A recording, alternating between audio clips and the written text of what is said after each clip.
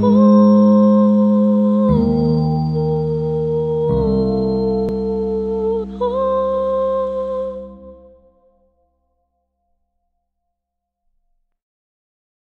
we move to the next paper of Dr. Deepa Durai Swamiji on the role of dhyana in Shaiva temple worship. Dr. Deepa ji. Namaste. Thank you. Shri Gurubhyo Namaha. Namasabhaye. So delighted and humbled to be here amidst such stalwarts and blessed to hear all these lovely expositions, learning a lot. My talk today is to talk about something different, role of dhyana in Shaiva temple worship. The moment we say dhyana, we think about an individual pursuit, which we have heard today. But what if we wanted that individual pursuit to also be applicable collectively as a society? So Sanatana Dharma's amazing solution to collective evolution, collective social consciousness is the temple ecosystem. Pranams to the great acharyas, that is Shaivacharya, the late Sri Sambhamurti Shivacharya, deep in Karanyasa and Dhyana, which we'll just see. To give you a bit of context, Shaivagamas,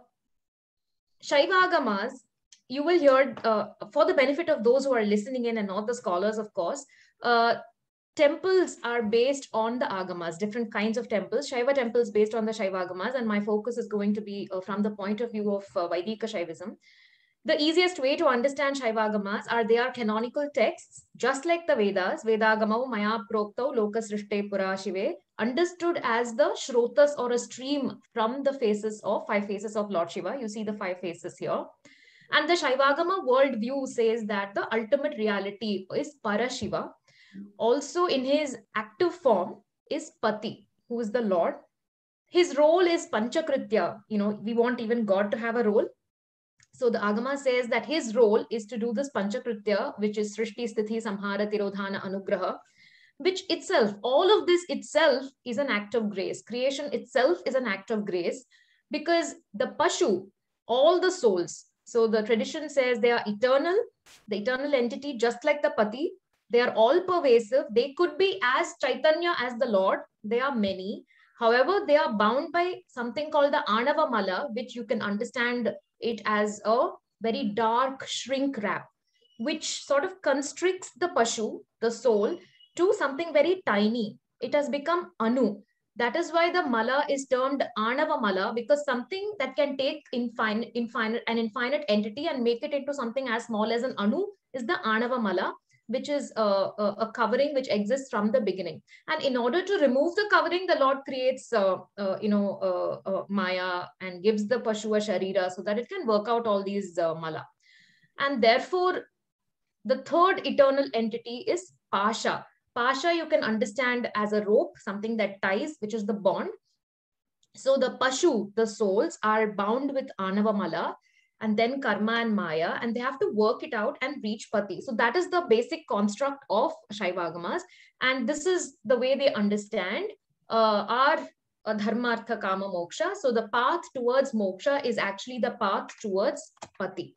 Now, how do we do this? The agamas are organized into charya, kriya, yoga, jnana. Charya is lifestyle, charati. Kriya is ritual action. Yoga is internal action. Jnana is realization of the whole truth of Pati Pashu Pasha and reaching the Pati.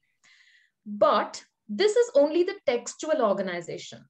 The illusion of these 4 paths being independent paths, not related to each other, and therefore the usual tendency is to split Kriya, which is ritual action, which is the worship at temples and so on, into something which is standalone and not related to Charya, which is service, or yoga or jnana. And therefore we tend to put them in silos, which is what we'll try and unsee and relook at.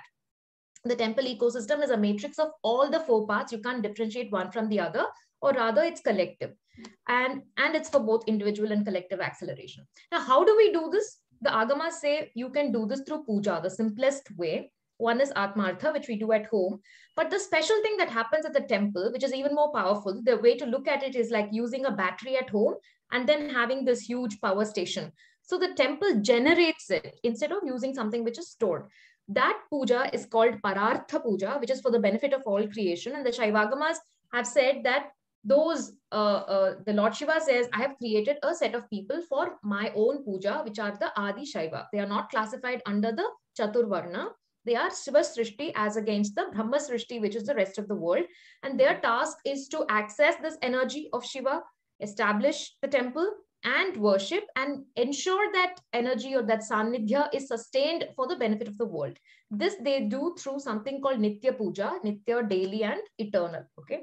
Now, how do they do this? They are also human. They are bound in this Prakriti. All the 24 tattvas that we have, the Shaiva worldview says that all the other views also say that, right? This is all Prakriti. And the Purusha is bound to the Prakriti and then interacts with Buddhi, Ahamkara, Manas, and we have all the Panchabhutas, and finally this body that is made of, the Panchabhuta. But how do we pierce this veil and go beyond and access something which is infinite? So the Shaivagama worldview, the Siddhanta, says that beyond the Prakriti and Purusha, the Prakriti comes from Mahamaya through, Kala, Niyati. We won't go into that today. But that Mahamaya itself comes from the Shuddha Tattva, which actually is an emanation of Parashiva into Nada Tattva, the Bindu Tattva, the Sadashiva Tattva, then the Ishvara Tattva, then the Shuddha Vidya Tattva, where all the mantras and the mantra Maheshwaras reside, and from them to the Maya. So if you have to go and access the Shiva Tattva or the Sadashiva Tattva, which is the highest level because he is both form and formless, he's the Tattva that you want to bring the Lord at that level, is who you want to bring into the Linga. How do we do it? Which is where Dhyana comes in. The Agama defines Dhyanam as Dhyanam Chinta Bhavanartham Kalpana Manasa Kriya.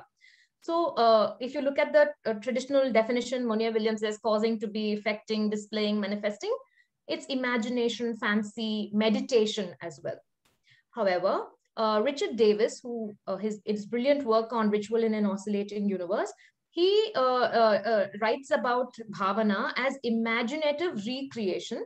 Professor Sabharatnam, who's translated a lot of the Agamas available online, he translates it as an ideational exercise as well. Of course, it's very difficult to translate these into something that can make sense for us. These are the words from the priests themselves. When you talk to them and say, what do you mean by bhavana? What do you feel? So they feel it is an emotional attitude. That bhavana that they feel is a feeling of when they are doing the puja, when they are in this space, it's a space where they are vulnerable and they are pliable. They have submitted themselves to the ritual and they have given themselves over to this entire process. So this is not imagination. This is not make believe, but they have trusted. They are both the participant as well as, the creator. They have implicit trust in the reality that is being generated, and also a deep sense of devotion. So then I understood it in some sense as an attitude of as if that becomes is. So it is a sense of being in the moment. All this that we talk about being present, etc. It's an extreme, it's a vertical axis of time in which they are completely present, and they literally are the ritual. And therefore, when you think about dhyana in this context, it is much greater than contemplation. It is both thought, emotion, as well as creation together. And the sadhaka, you can't say is just imagining this entity, but he's actually creating a parallel reality that he is going to actively engage with. He's going to do stuff. He's going to ask, he's going to request, he's going to perform some processes in this reality. It is interactive, and therefore I imagine this as an active visualization. We can come up with different terms, which is trying to refine how we understand the dhyana in the temple context better. So I currently understand it as an active visualization. I'm going to give you the example of a couple of processes. So this is the one Kala Puja of Nitya Puja, starting from removing the Vigna, performing Dwara Puja, to performing the Shuddhis, and dhyana of Sadashiva, invoking him, and then doing all this till the Chandesha Puja. Now we will only look at these three: performing Panchashuddhi, performing the preparing the Pitha, and Sadashiva Dhyana. Panchashuddhi is a very, very important kriya, which involves these shuddhi or cleansing. Shuddhi is never cleansing, it is also energizing, and never only physically, also with mantra, also with tattva, and so on. The first is Atma Shuddhi, also called Bhuta Shuddhi, and then Sthana Dravya Mantra and Linga Shuddhi. If you look at Atma Shuddhi, first the Acharya does Karanyasa. On his hands, he places mantras on the different fingers at different points. And it is not just the mantra, but with the corresponding action, with the corresponding attitude, so that his hands are energized. So this is like the surgeon first wearing a pair of gloves before he does anything at all. So sterilization and wearing gloves. And then he does pranayama, which Arvindji beautifully said, how it prepares them for the next level. So here also the pranayama is a very intense process involving bijaksharas of different entities. So here it is Brahma, Vishnu, Rudra. Also associated with specific forms of, Chandra, Surya, Agni, and with a different dhyana as well. And then there are, prescriptions of how long and how many matras and so on. Again, I won't go into that. This also involves a lot of dhyana. And then is the actual Bhuta Shuddhi, which is Tattva Shodhana, which is the five tattvas which are imagined, the Prithvi, Apu, Vayu, Teyu, Akasha. From the feet to the head, different parts of the body are given to the different tattvas, so from the base to the Akasha. And each of this space, the Acharya imagines or actively visualizes with the Bija mantra. There is a Bija syllable and there is a specific mantra. There is a specific kala associated. Kala is a Siddhanta term. Associated with it, there are 5 kalas. There is a specific color. There is a shape. There is a guna. There is the Murti Devata and a Karaneshwara.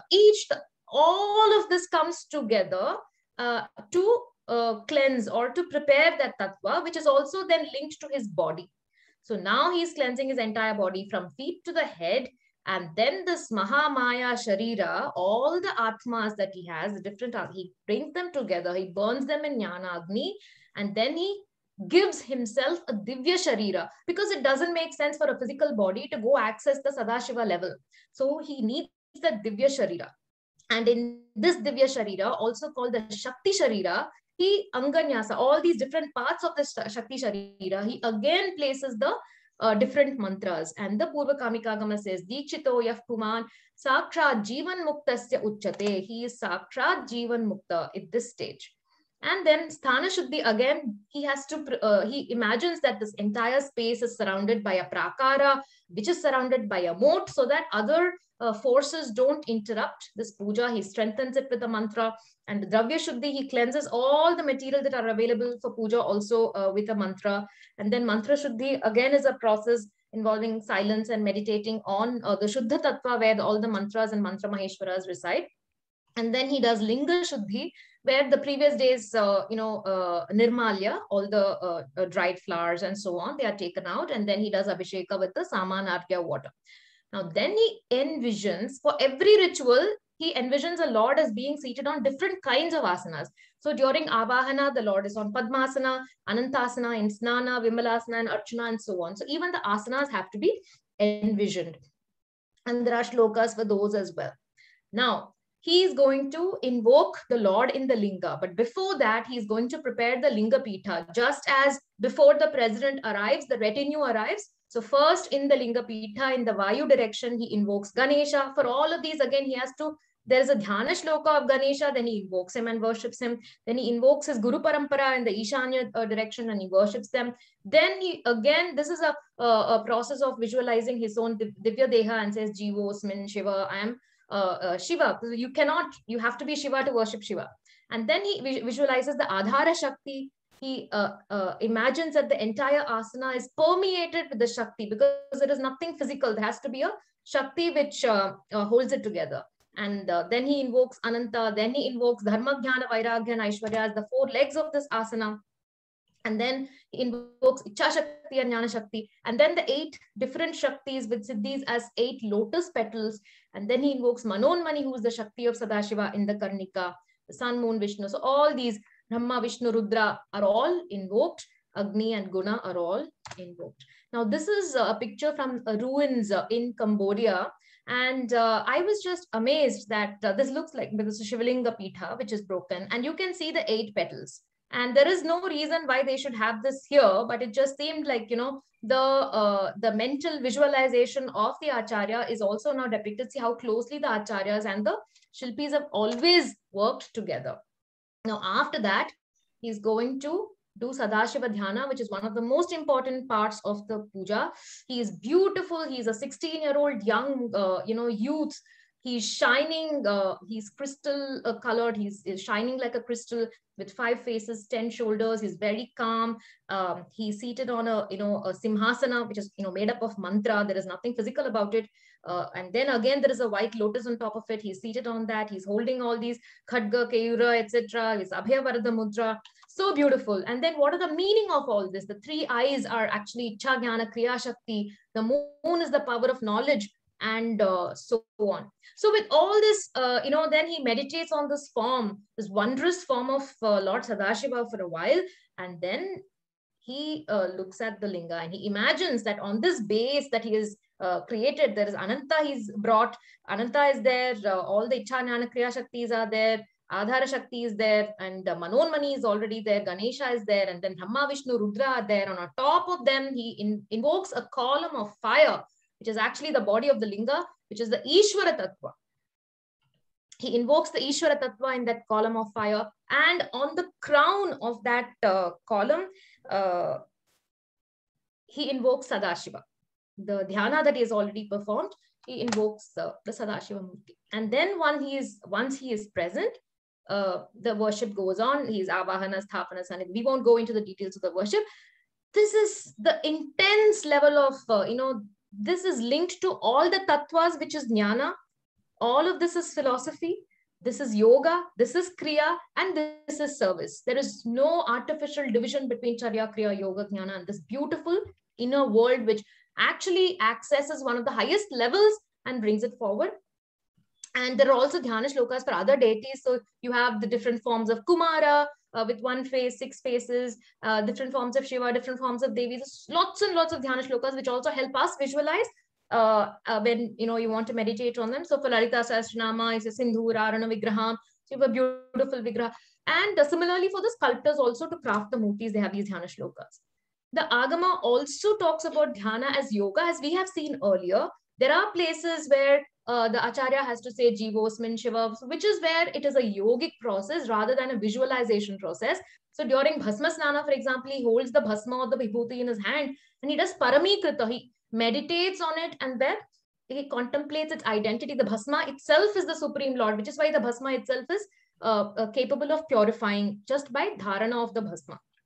And in the Matanga Agama, sage Matanga is said to be established in Shiva Dhyana, where the meaning is, of course, yogic oneness with Shiva. In Bhuta Shuddhi as well, there is Shivam Dhyatva, Eki Bhavam, all that is there. So there is another place where it says if you are doing Shiva Dhyana, it helps you unite with Shiva, just as the guru who meditates on Garuda is able to quell. He becomes like Garuda. He's able to quell the effects of poison. Just like that, if you meditate on Shiva, that bhavana and dhyana helps you unite with Shiva. So in conclusion, dhyana is an integral part of Nitya Puja temple worship, along with, of course, mantra, bhavana, mudra, and so on. It's a beautifully complex, wonderfully rich process. And there is a space for both dhyanas, active visualization, as well as yogic contemplation. And this establishes the form of the deity. The sadhaka visualizes the aspect of the deity with the help of the dhyana shloka. It strengthens the invocation process. And of course, there is dhyana for creating all the other astra and asana, which we won't cover now. And dhyana as yogic contemplation helps the sadhaka unite with Shiva. It actually helps him rein in his senses and helps him achieve chitta laya before he gets into the bhavana and the other kind of dhyana for worship. This world is not visible to us and therefore we ignore it. It's not studied much and the priests don't talk about it, but this is critical to the completion of the fruition of the worship. And it's aligned to the philosophy, and the temple worship is actually a practical exposition every day of what we live for. Every day it's an exposition of Sanatana Dharma. It is a lived experience, and therefore it exists today after 2000 years. And it would be a gross injustice to just call it just ritual. And yes, so that's the point that I wanted to make today. And it's a powerful process that accesses invisible worlds in order to benefit creation, and one of the most amazing innovations and discoveries of our rishis. And I will close here. Thank you so much for the opportunity. Namaste. Vande Mataram. Jai Hind.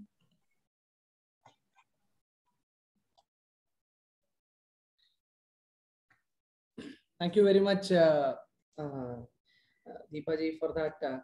Though it was a racy presentation, it was a very, very deep kind of, so many dimensions of dhyana were brought out in just a matter of just 15 minutes. So the entire depth and width of the temple worship, the dhyana dimension that is involved in it, how the temple worship itself is a involved, deep, immersive process. Even just an Ekakala puja, which you illustrated through your talk, if it contains this much, then we can imagine how much the temple worship tradition, Hindu temple worship tradition, has in it for dhyana. Thank you very much for that presentation. Deepa ji is earlier in our circles known for a path-breaking book on temple management. And she is currently teaching a course on temple management. These aspects that she covered today are on the other side of it, the sacred side, the actual practice side inside the temple. And the paper is rich in its content, deep, intricate in its content. And that depth and richness in the paper is required to show the Hindu-ness of dhyana, how much it is ingrained into the deeper aspects of agamas. How Agama Shastra also is deeply soaked in the aspects of dhyana. This Deepa ji is not coming from a Shaiva tradition. For the benefit of the audience, let me share. She can cover in a similar depth and intricacy Shakteya Agamas and Vaishnava Agamas also. For this particular presentation, she has chosen the Shaiva Agamas.